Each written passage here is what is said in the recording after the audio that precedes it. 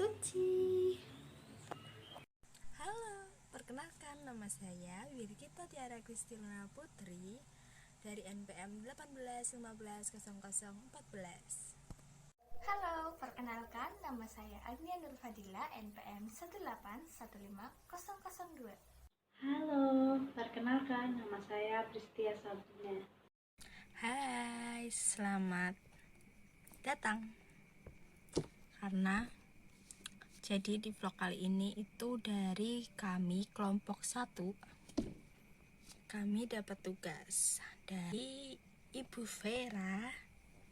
Halo Bu Vera. Pasti Bu Vera kalau lihat ini pasti akan tertawa. Karena Bu Vera nyuruhnya buat vlog ya.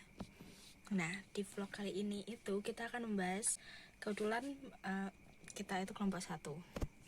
Jadi kita membahas dasar-dasarnya dulu mengenai pentingnya pengertian, tujuan, dan manfaat supervisi bagi sekolah. Jadi buat teman-teman yang pengen tahu banyak hal mengenai supervisi, terutama bagi sekolah, bisa cek kita.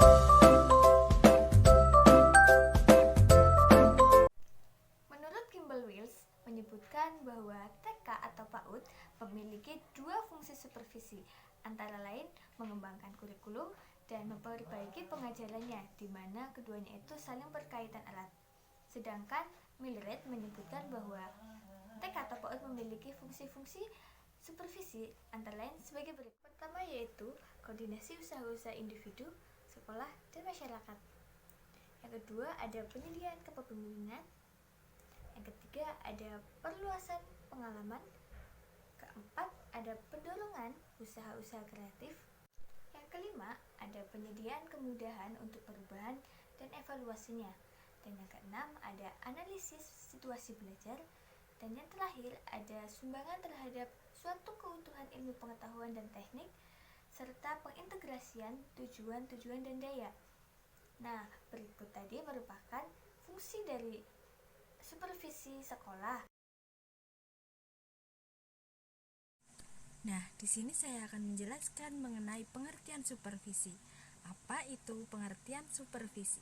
Supervisi adalah pemberian bimbingan langsung ke taman kanak-kanak dan memberi terhadap penyimpangan-penyimpangan dalam rangka penyempurnaan dan pengelolaan atau penyelenggaraan taman kanak-kanak. Nah, kalau tadi sudah belajar tentang apa itu supervisi, sekarang belajar tentang apa itu tujuan supervisi pendidikan. Nah, adapun tujuan supervisi pendidikan itu ada dua, yaitu tujuan umum dan tujuan khusus. Tujuan umum supervisi adalah mengembangkan potensi peserta didik agar menjadi manusia yang beriman dan bertakwa kepada Tuhan Yang Maha Esa, berakhlak mulia, bertanggung jawab, kreatif, menjadi warga negara yang demokratis, sehat, berilmu, cakap, dan mandiri.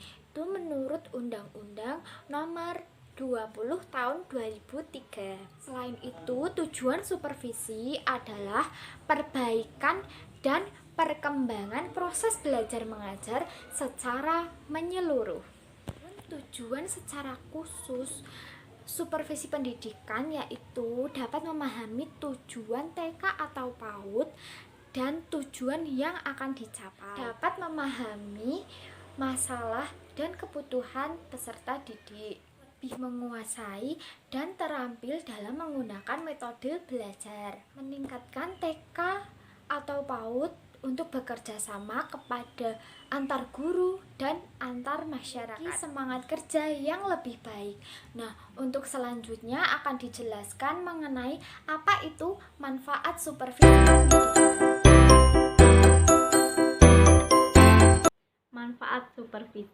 Manfaat supervisi ada 4. Yang pertama ada penelitian untuk memperoleh gambaran yang jelas dan objektif tentang suatu pendidikan. Yang kedua, penilaian, lebih menekankan pada aspek daripada negatif. Yang ketiga, ada perbaikan, dapat mengetahui bagaimana situasi pendidikan atau pengajaran pada umumnya dan situasi belajar mengajar.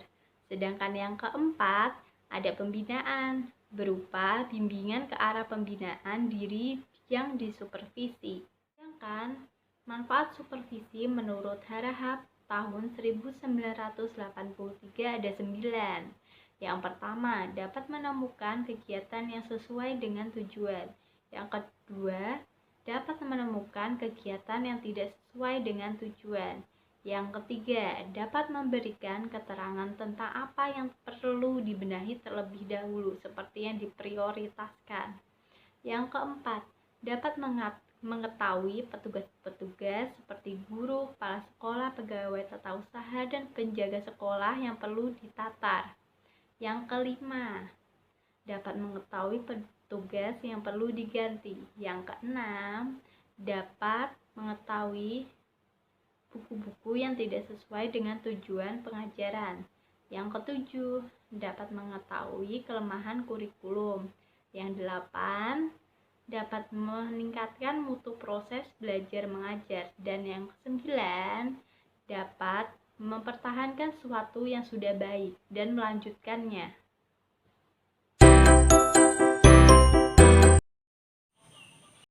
Contoh supervisi pendidikan yaitu antara lain pelatihan dan pelaksanaan, memfasilitasi pengembangan sumber daya manusia, mendesain dan mengembangkan kurikulum, meningkatkan pengembangan kualitas kelas, dan melaksanakan fungsi-fungsi administrasi. Jadi, kesimpulannya, pengawasan atau supervisi adalah pemberian bimbingan langsung ke taman kanak-kanak dan memperbaiki terhadap penyimpangan-penyimpangan dalam rangka penyempurnaan dan pengelolaan atau penyelenggaraan taman kanak-kanak.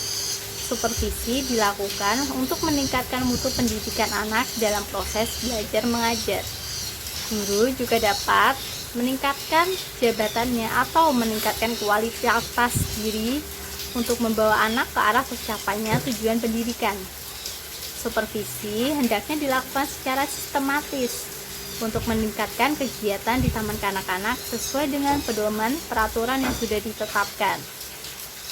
Taman kanak-kanak itu sendiri adalah pendidikan untuk mengembangkan kepribadian dan potensi diri sesuai dengan perkembangan peserta didik.